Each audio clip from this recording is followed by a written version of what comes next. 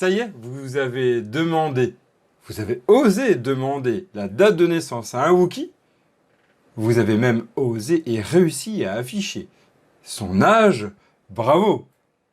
De toute façon, on corrige ça tout de suite. On regarde ça ensemble maintenant.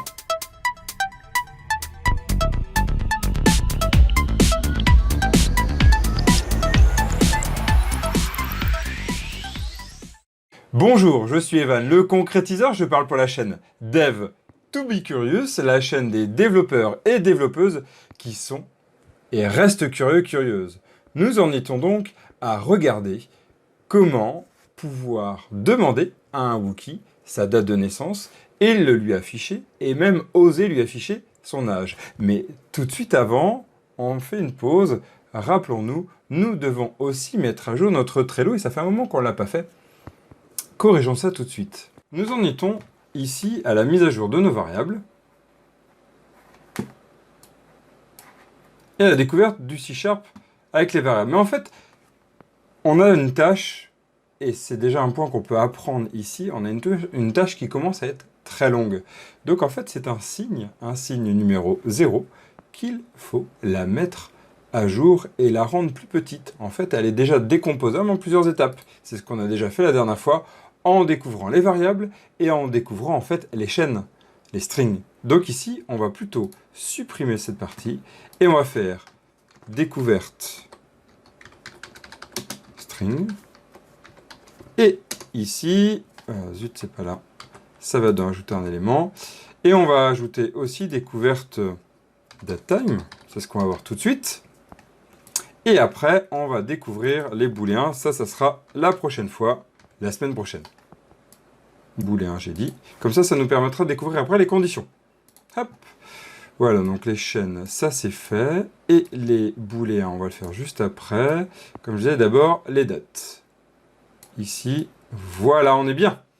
Bon, ça réduit un peu notre courbe de progression. Mais en fait, vous allez voir que c'est plus intéressant et plus motivant de voir plein de petits pas, plutôt qu'un grand pas qui dure longtemps. On a l'impression de se démotiver au bout d'un moment. Vous savez, c'est comme un chemin très long, et on n'en voit pas le bout. Alors que si déjà on se dit, hey, si on allait jusqu'à ce morceau de bois, ce caillou ou ce muret, déjà on a une motivation petit à petit, et on peut se réconforter, voire même faire des pauses, et analyser à ce moment-là, le principe itératif. Ça y est, c'est bon, c'est mis à jour.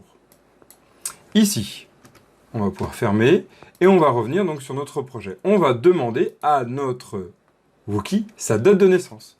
Donc pour ça, soit vous écrivez console.writeLine, donc j'écris une ligne sur la console, je dis à la console, je veux écrire une ligne, soit vous utilisez aussi, et ça donnera le même résultat, un raccourci de code, ce qu'on appelle les snippets, ou extraits de code. Vous voyez ici, il s'affiche, tapez 2 fois sur Tab pour insérer l'extrait de code.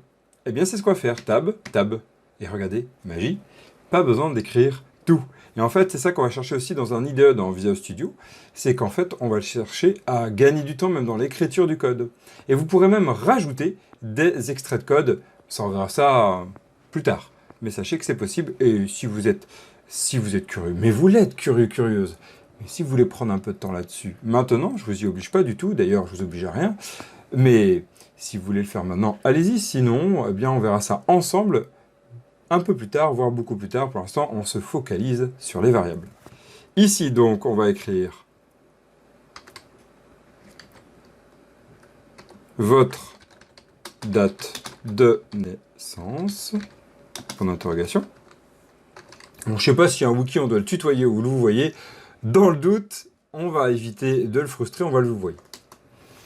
Et donc, maintenant, on va chercher à avoir sa date de naissance. Alors, on va se poser la question, quel est, bon je vous ai un peu spoilé avant, mais quel est le type? Vous vous souvenez les variables? Ici, là, quand on met ça, où je vais plutôt prendre, hop, tout tombe à côté. Ici, si je prends cette variable, cette tasse de thé, on avait dit qu'on pouvait mettre que du thé, donc je ne pouvais pas verser du café dedans. Et donc là, c'est cette idée-là, je ne peux mettre qu'une chaîne dedans.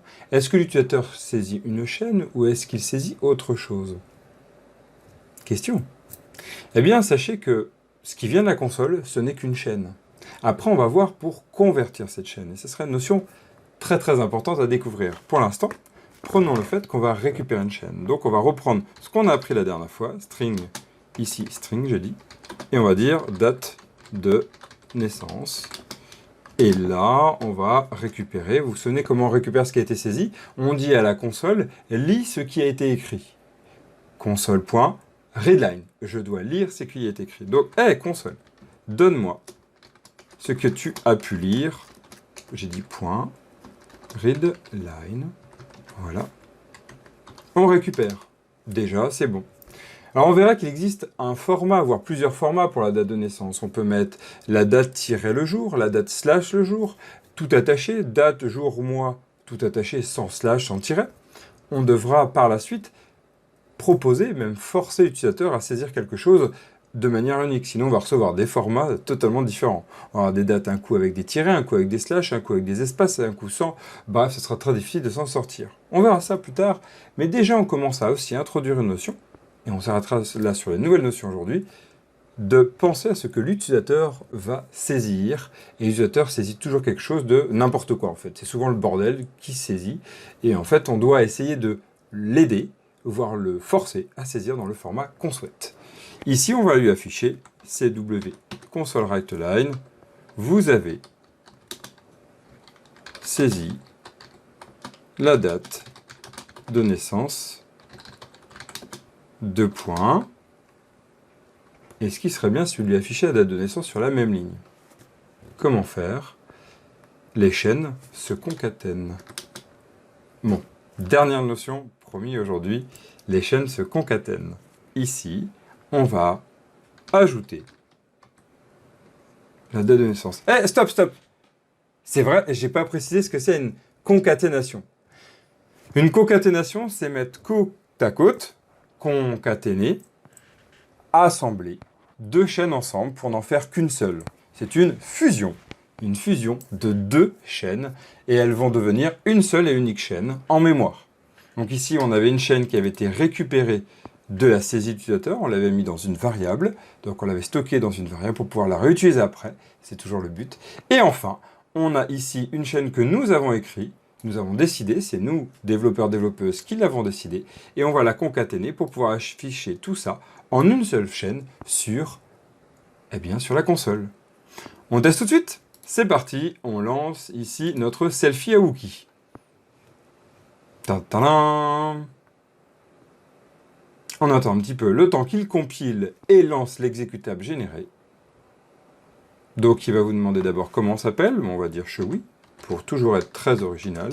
Et date de naissance, par exemple le 25 octobre 2000. Et hop, vous avez saisi la date de naissance 25/10/2000. Yes! Bon, ça fait un petit Chewy, hein. Il est né il n'y a pas tellement longtemps. C'est déjà très bien, non? Bravo! Vous avez réussi, entraînez-vous là-dessus.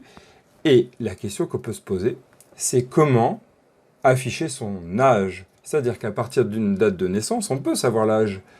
Comment faire? Je vous laisse y réfléchir. La semaine prochaine, on découvre ensemble comment transformer ça en date. On va découvrir les dates, on va travailler les dates et découvrir qu'on va passer d'un état chaîne à un état date et comprendre ce que c'est la conversion de type. Ça sera quelque chose d'important dans la découverte des variables. Entraînez-vous d'ici là. À la semaine prochaine. Bon code. Ciao.